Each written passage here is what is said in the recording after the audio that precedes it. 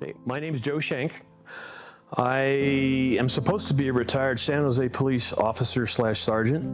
I am still working per diem and have been for 17 years with REMSA right now. And I did 12 years here in Verdi as a volunteer firefighter running a water tender. All told, I put a uniform on for the first time in September of 1974. So I've got over 50 years in public safety and as a first responder. And this is my mental health story. Well, it's kind of interesting. I had no intention of being a police officer. I got out of high school. I moved out really young. As soon as I got out, I was 18 when I moved out on my own. And I was really into metal shop and auto shop and working on cars.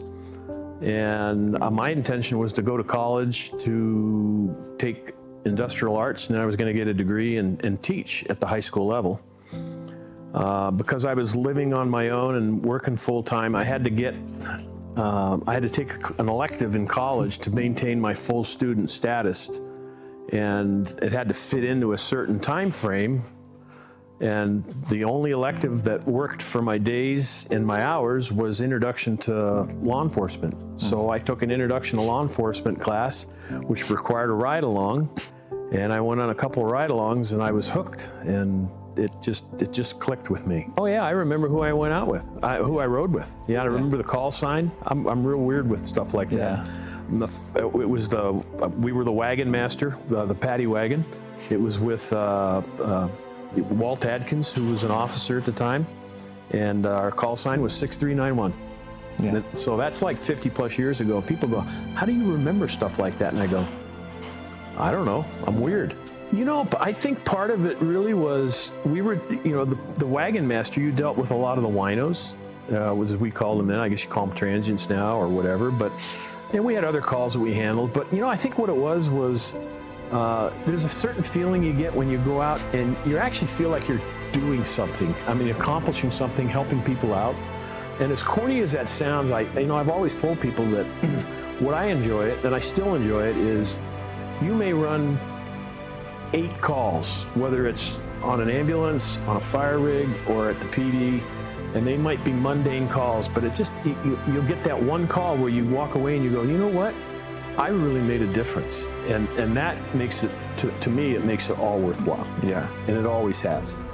So, and you know, there's the excitement of it too. I'm not going to lie. I mean, you know, running around with red lights and siren on, especially as a police officer, is fun, and I still enjoy it when we run code in the ambulance. You know, I'm a little bit more subdued and relaxed when I do it now than when I was, you know, green behind the ears and 21 years old, but. It's still fun, and I enjoy people. You have to really enjoy people, and I enjoy people. Yeah. I really do. I retired from San Jose in September of '05, so this September is going to be, I've been retired from the PD for 20 years. Well, I was an officer, started out as an officer, went to our off-road / parks unit, which was really cool because they paid me to drive around in a city 4-wheel drive vehicle in the foothills and along the creeks, and I love off-roading, and so I got paid to go off-roading. And gosh, if I got stuck or the 4-wheel drive broke down, I didn't have to worry about paying to get it fixed or paying to get it towed. So I did that for a while. I went in, canines is primarily what I spent most of my career doing down there, actually. I worked the dog for about 9 years as an officer, left the unit, was a field training officer, got promoted to sergeant, went back into the canine unit as a sergeant for a few years, and then, excuse me, got asked, didn't want to go, but I got asked to go up to the detective bureau, which in the assaults unit, it was a suit and a tie job. I've never been a suit and a tie kind of person. But the captain said, hey, I'll reward you if you come up to the bureau and work for me. And I said, oh, okay. Well, and then he pulled me into the homicide crime scene unit, which was, you know, Wranglers and, you know, a button-down shirt. So it was a lot more relaxed. Yeah. I did that for several years. Then I left, went back to patrol, and then I was just a plain old patrol sergeant till I retired. I did run, as a collateral duty, I ran the patrol bicycle fleet. So I got paid to sometimes go out and ride a bicycle around. Canines, I tell people, my favorite job at the PD was when I was an officer. Sergeant and canine was good, but the best role I had was when I had a dog and I was working as an officer with my canine. As a sergeant, I had personnel issues I had to deal with. As an officer, the only thing I had to worry about was getting to work on time, going out and having fun with my dog. We didn't have, PTSD was not even it wasn't even, the term hadn't even been invented yet. I would say the closest thing that I'd ever heard was, in my era, growing up, we heard shell shock. But you didn't hear it as it related to law enforcement. You heard it more as it was related to guys that were coming back from Vietnam. And a lot of guys I worked with, they are Vietnam veterans. And so you hear the stories. And, it's surprising they didn't really want to talk about it, and I get it. But we didn't have anything. And I always, I think it's great that we do now. Our idea of PTSD or debriefing or, just kind of venting, we had these things called down unders. So around the San Jose Police Department, the headquarters, which was north of the main part of downtown area, it wasn't right in downtown San Jose, it was in a business district. We had several, I don't want to say high-rise. Somebody in New York, you say high-rise and they think, hey, it's 80 stories. These are like 10-story buildings. And they had underground parking garages, and they were not locked. They were. You could drive down there anytime you wanted to. And we had 3 or 4 of them that everybody knew about. And if something happened, or even if nothing happened, and you just wanted, at the end of your work week, somebody'd call a quote down under. Hey, we're doing a down under at First and Taylor. Everybody knew where the parking garage was at First and Taylor we were going to. And guys would show up, and gals, we had a few gals working at the PD then. Well, we'd show up and, somebody'd bring beer. We'd figure out, hey, who's going to bring the beer and who's going to bring the soft drinks. And somebody might bring a barbecue, a Weber barbecue, and they'd barbecue up some, hot links or hot dogs or whatever. And you just go down underground and you just, bullshit with the guys that you worked with. And, if it was something that had happened, we'd lost an officer or somebody, had a critical incident where somebody was severely injured, what have you, you just talked. Some people talked about it, others didn't. And, some people, drank in excess and others didn't. But there wasn't anything formally in place. And then I know that many years later, towards the end of my career, I don't know if it was at the end of my career, but maybe in the middle, we got a chaplaincy program on board. And that was real helpful because guys felt like, hey, at least I can go talk to somebody. But there wasn't any formal peer support network or anything like that at all. You were pretty much on your own. For me, yes and no. I always felt that I was more, I'm there for you guys. Right. I never felt like I need to pour my emotions out in a setting like that. Right. And it might have to do with the way I was raised. I got 7 brothers and sisters. My mom was a nurse. My dad was, big into the Marine. He was a Marine. So, you were growing up to be, hey, suck it up, be a man, And so I always felt like I had to be there, or I was there for other people. Mm-hmm. And I guess there were probably times when I stuffed a lot of stuff. Maybe I shouldn't have, but all in all, I had outlets. And I still do. I have a lot of outlets that have helped me. And, you look around here, these are some of my outlets. Mm-hmm. My off-roading, my play car behind me. But running, I was huge into running and just staying active and busy. But in terms of, I'm dealing with an issue, I need to go talk to somebody. For me, that's just me. It doesn't mean that, what works for me may not work for somebody else. But another huge thing for me has been my faith. I was raised in the church. I became a Christian when I was in high school. And my faith and my belief in God has been huge for maintaining my sanity, because I realized that, hey, this is just a prelude to what's to come. And but that's been huge. Yeah. If I had to rate them from, most important to least important, my faith in God. And some people, and I get that. I'm not trying to force, or tell people that, oh my God, you're not going to survive if you don't have faith in God. For me, that's what's worked for me. That's the most important thing in my life. My family, my relationship with my wife, she's been hugely, and I mean hugely supportive of what I do. And I think a lot of that too comes from the fact that, I met her at the PD. She was a dispatcher, okay? So she has an understanding of what we went through, what I went through. And she told me where to go. She still does. But so that would be right up there. One thing that I've always told, and to this day, I told new recruits at the PD was, and I told my son this too, because he's with Sparks PD, is find and spend a lot of time with friends who aren't cops, who aren't firefighters, who aren't medics.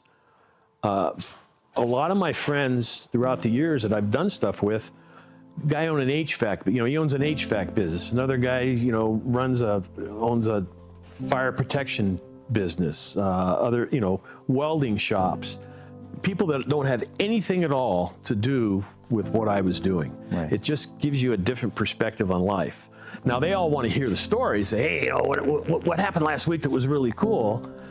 And you try to think of something. You tell them, I did this, and you give them some story and makes them happy, and they stop asking you questions. But have friends outside of what you're doing. That's hugely important. And then I have other interests too. I mean, I just don't have one. I mean, I did a lot of running. Running is what, I always say that was one of the huge contributing factors for me. I used to run a lot. And now that I'm, broken down and fallen apart and got a shoulder replacement and a hip replacement, I can't run anymore like I used to. Breaks my heart when I see people from the Tahoe Odyssey going up the mountain, because I used to love doing that kind of stuff. But I can't do it anymore. But I still bike, I swim. So I have other physical exercise outlets to help me through that stuff. And that's huge. You gotta have, and I have multiple outlets. I don't sit still very well. So it's just, if I'm not running or, riding my elliptigo, you'll have to Google that to see what it is. I'm always doing something. I don't sit still. And that's just the way I've dealt with stuff. No matter what you do, either police, fire, or EMS, you're gonna have certain things that are gonna haunt you for the rest of your life. I've got things that still haunt me. And even, talking about it right now, it brings them to the surface. That'll never go away. That will never go away. The helicopter crash, I lost a very close friend in that. And there's calls that you go on. And the worst calls is, I'm not telling you anything you don't know. The worst calls are the ones that involve kids. And so I've got, a lot of calls that, I'll be going along fine and I'll see something, or I'll hear something, or I'll smell something. And for some reason, it's like, it brings one of those calls back to the surface. And I get choked up about it. I'm not going to lie. It's just something you're going to, it comes with the territory. I don't dwell on it.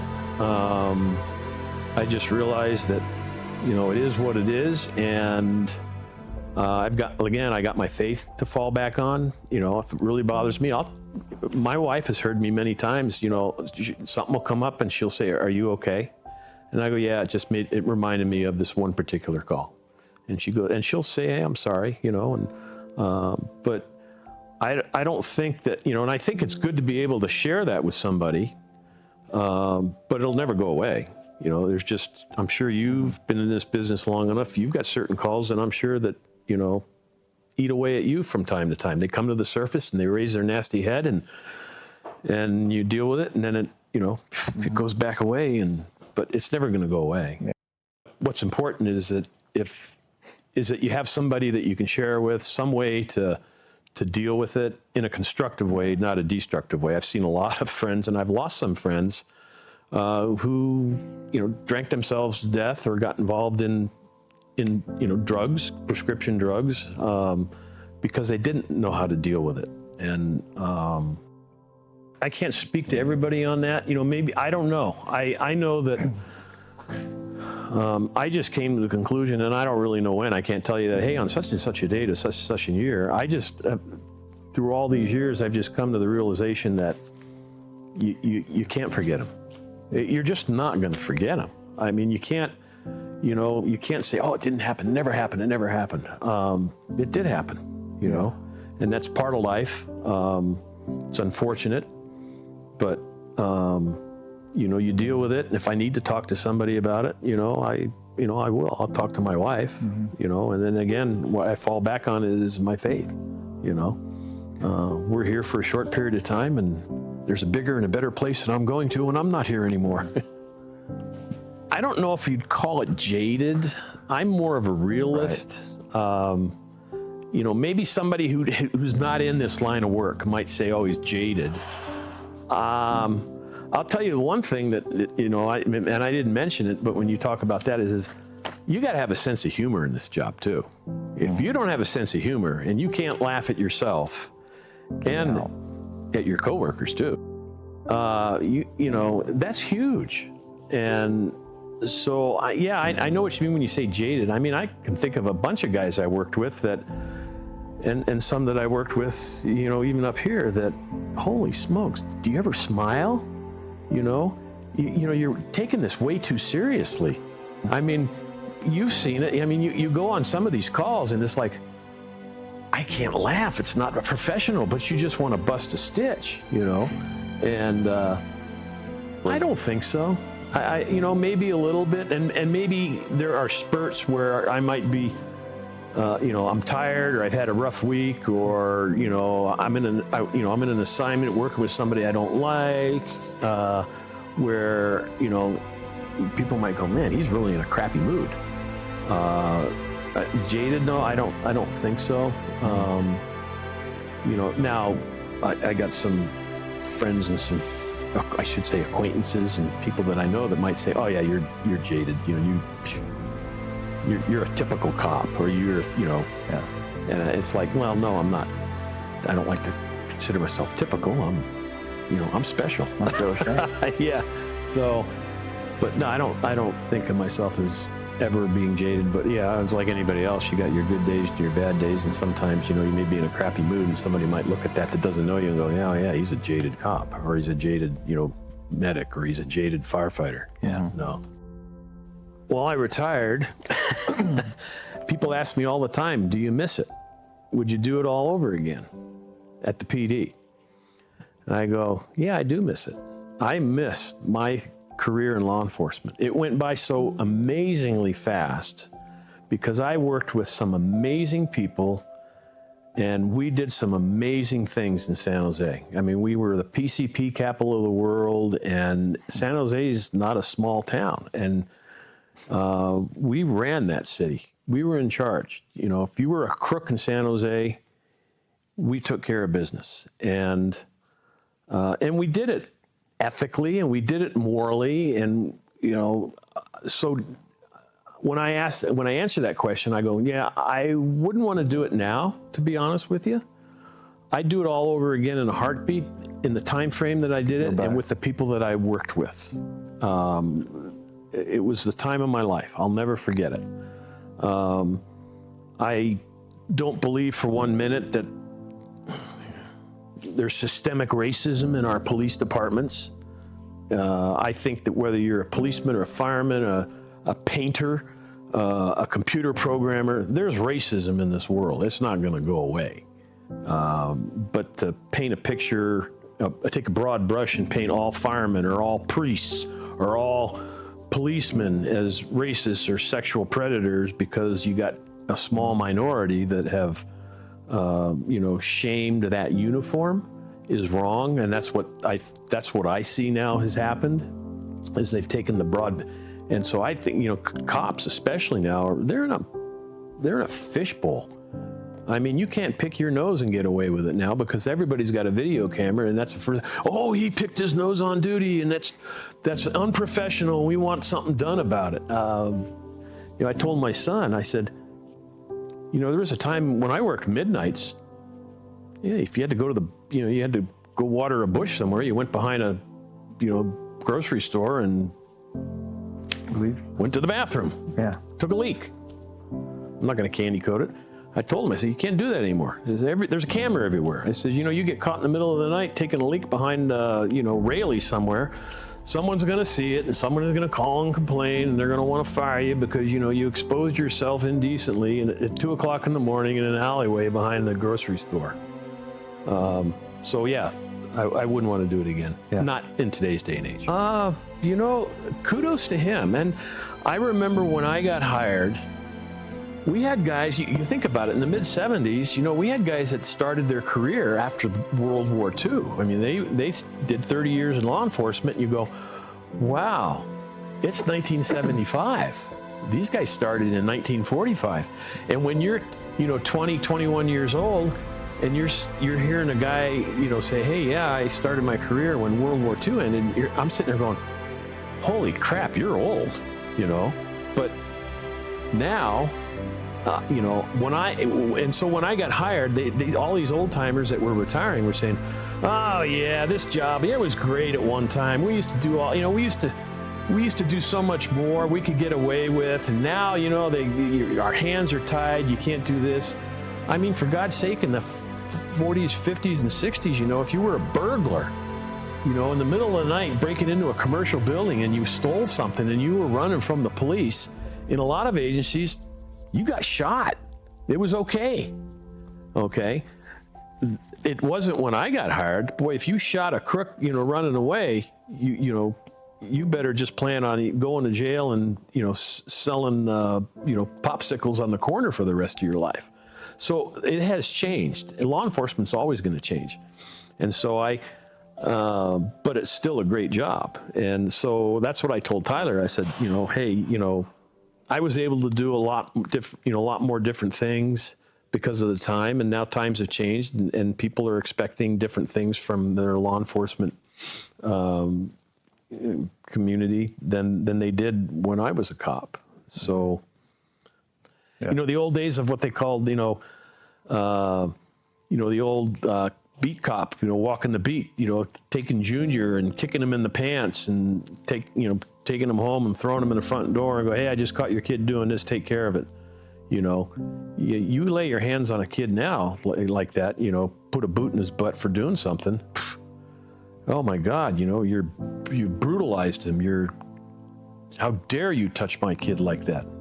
I ran the water tender here in Verdi for 12 years. That's how I got into EMS.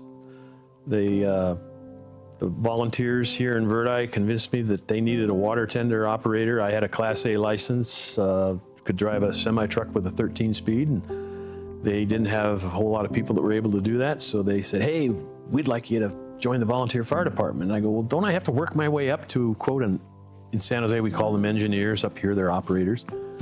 Don't I have to kind of pay my dues and work my way up? And they said, oh, no, this is a volunteer fire department. We're just thrilled to death to have somebody to run the equipment.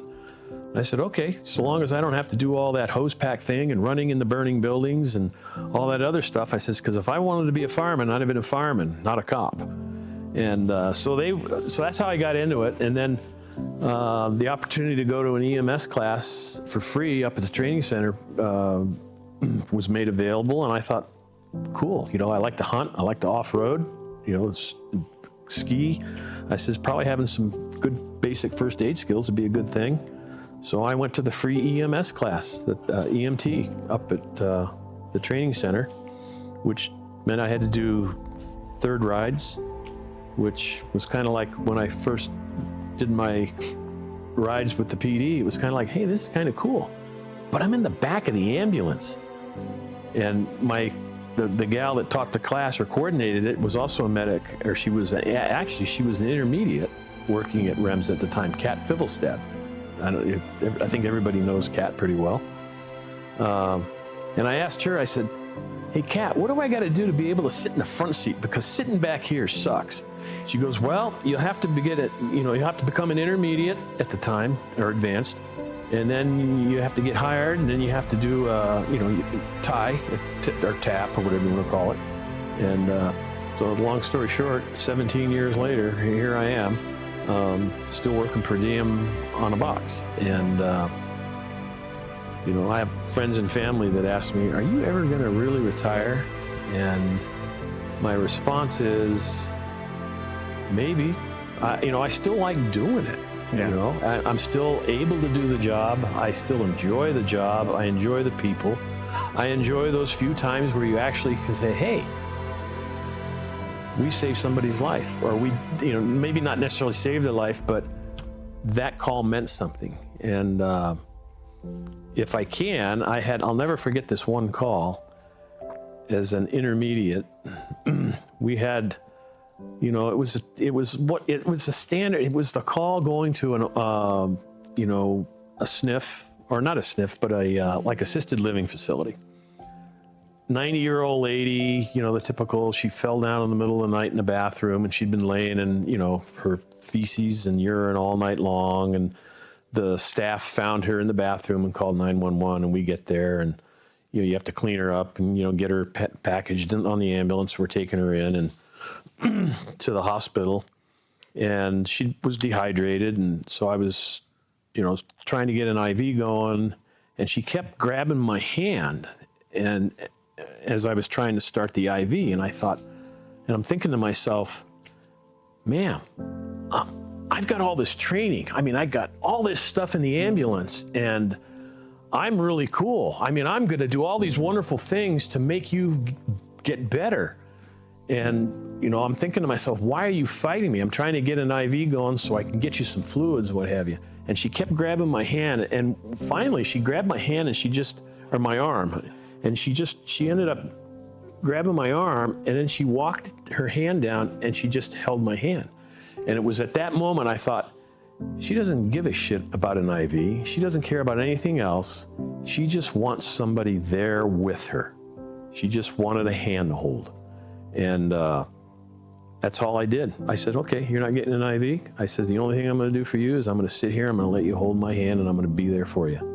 And I tell new medics, and I tell new intermediates when I'm working on an ambulance, when they're going through their tap or their tie, I tell them that story, because sometimes you just need to be there for people. And I've told people, I've always, and I still do, with Facebook. It's funny because I never wanted to do Facebook, and years ago, my wife and my kids were younger, and they said, oh, you got to do Facebook. That's how everybody, and I didn't want to be on Facebook, because it's like, I'm a cop. I don't want everybody to know about me and my personal, well, no, you can make things private. Anyway, long story short, I've been on Facebook for a long time.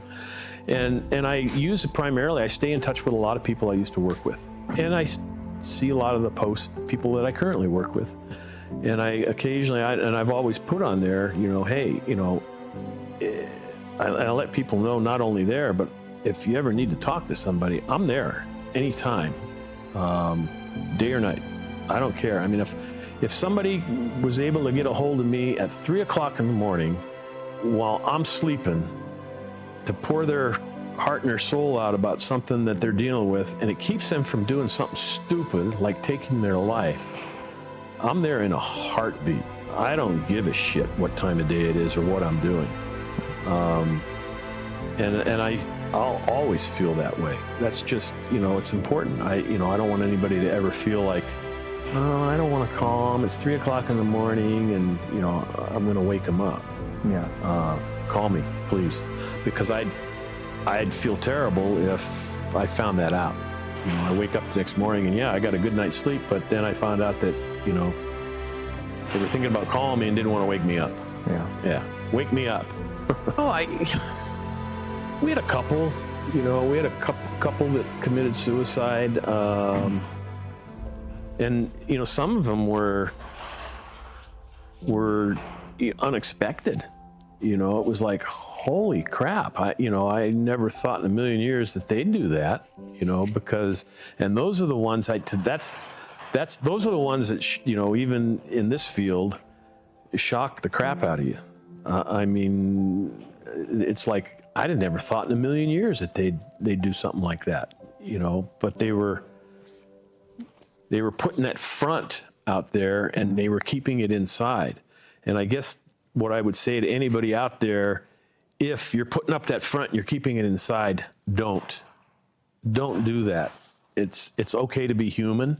It's okay to cry from time to time, or all the time. It's okay to be human and talk to somebody about it. Get a hold of somebody. Absolutely. You really do have to have a good support network in your family and in your friends. And that's why I said earlier that get some friends that aren't firefighters, get some friends that aren't paramedics or, you know, first responders, cops, and do stuff with normal people, because we're not normal. I don't know how, I mean, I can't beat around the bush. I mean, if you're a first responder, you're unique and you're different, and you know, God made you in a completely different mold than the rest of the human race. I just good, bad, or indifferent, that's just the way it is. You know, and I think, you know, like I said, I don't know if I said it earlier, it takes a special person to do this job. It really does. Like, you could be the best medic, you could be the best, you know, you might know every law, but if you don't have the personality to do this job, that's hugely important. You have to know how to talk to people. You got to have a sense of humor. Some people call it a sixth sense of humor. That's how you survive. Like I said, you know, you've been on calls where holy shit, this is funnier than hell, but to the people you're dealing with, it isn't. This is serious stuff. And, yeah, all in all, it's been a great career. All three of them. You know, I'm one of the weird ones. I can say, hey, I was kind of a firefighter, you know, because I drove water to the guys, and I was the most popular guy in town when I showed up with 3,000 gallons of water. You know, but I've enjoyed all three aspects of public safety and being a first responder. Right now, I had a shoulder replacement, so they're going to release me from PT this week. I'm going to try and convince my doctor that I can go back, because I feel like I can, but I usually pick up a couple shifts a month, and then I help teach EVOC and do LDTs and just talk to somebody. For God's sake, don't keep it bottled up inside of you. If it's eating away at you that much, you need to talk to somebody about it. You know, it's okay to admit that you're hurting and that you can't deal with it yourself and that you need help. That's my biggest advice. Because too many times I've seen people hold it in and it doesn't end well. Mm-hmm. So that's my biggest advice, is if you're really, really hurting, don't feel like you can't talk to somebody about it. I tell people, you could be the greatest clinician, you could be the greatest cop, know every single law there is backwards and forwards, but it takes a certain personality to do this job, and not everybody's cut out for it either. Right. So, like I said, I think that today's departments take the political correctness out of the hiring process and filter and screen your people more thoroughly than you are. And because, like I said, some people just aren't cut out for this job. Mm-hmm. Plain and simple. Can't do it. You might be the greatest clinician, but this isn't for you. It's not for you. I don't care what color you are, what your background is. I just hire the most qualified person. I don't give a shit if you're purple with red polka dots, you know. But they had a thing that was called a stress oral. And when you went into a stress oral, they had like 3 or 4 interviewers. And there'd be 5 or 6 of us candidates to be police officers lined up in a row right here. And on the other side, you had like 3 or 4 interviewers. And you had a person from the city personnel department. You had our psychologist for the police department. We had a embedded police psychologist, not for PTSD stuff, but just to, weed out recruits and people who were applying. And he was there, and then you had two people from the PD personnel unit, and they would start asking you questions. And it was a stress oral because it was stressful. And an example I'll use is I went to my stress oral. I said, okay, I'm going to an interview. I got to go professionally. I wore a suit and a tie. A bunch of the other people wore suit and ties. There was one of the female prospective officers was dressed very professionally. The guy sitting next to me came into the interview wearing a pair of dirty shorts and a tie-dyed t-shirt, long hair, and I was kind of like, well, this guy really doesn't want the job. And so they asked him a question. They said, well, John, or whatever his name was, what have you done to prepare yourself for this job? And his answer was, well, ever since I've been a young man, when I was a kid, I always wanted to be a police officer. It was just a goal of my life to be a police officer. And he had previously said that he had gone to San Jose State, and his major was art. He was an art major, okay? And he's sitting there telling everybody, that's my goal, has been a police officer. And all I kept thinking was, you're full of shit. If your goal was to be a police officer, wouldn't you be taking administrative justice or law enforcement classes towards that? No, I'm going to be an artist. And so he gave this long spiel, and then they turned around and they looked at me and they asked me, and here I'm thinking, oh, here's my golden opportunity. They go, so Joe Schenck, what do you think of his answer to that? And I was honest, I says, I think he's full of shit. I said, the guy's telling you that he always wanted to be a police officer, but yet he hasn't done anything to prepare for this job. He dressed like he's going to Santa Cruz to go surfing for the day, and he says he majored in art. I says, I would think that if your goal was to be a cop, that you would have majored in, law enforcement or administration of justice, and that you would have worn a suit, you would have cut your hair and looked professional. And so I'm thinking, I nailed it. Well, they turned it right around on me and they said, do you know who Tom Macris is? And I said, yeah, he's our department sketch artist. Do you know that Tom Macris is our police artist and that he is nationally known as one of the most respected police artists in the country? And you're telling me that he can't be a police officer because he's an artist? And so they were trying to piss you off. They were trying to see how you would handle stress. So, like I said, I think that today's departments take the political correctness out of the hiring process and filter and screen your people more thoroughly than you are. What made me feel old? Today is the 50th anniversary of Jaws. The movie Jaws came out 50 years ago today.